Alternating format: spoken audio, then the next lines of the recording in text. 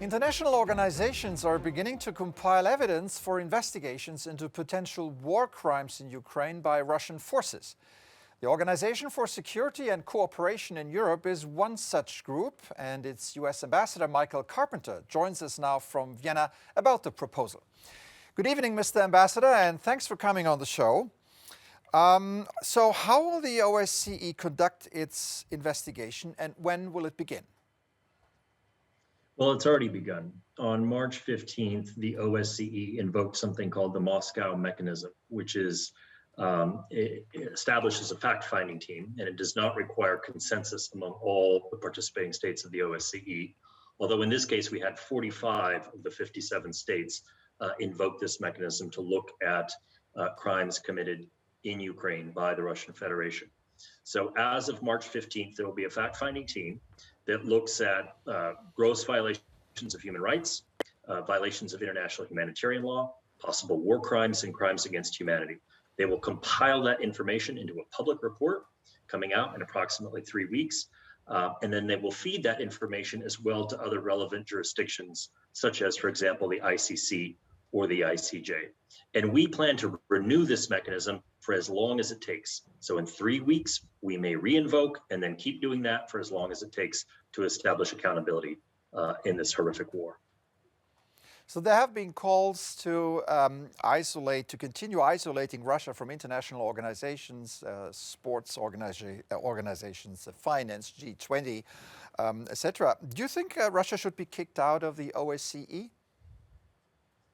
Well, there's some people here who are talking about that. It's very difficult to do. The Milosevic regime prompted Serbia's suspension from the OSCE for a period of time in the late 90s. But it takes consensus -1. And so right now we have Russia together with Belarus essentially isolated at the OSCE. But together it's difficult, if not impossible, to kick them both out or to kick either one of them out.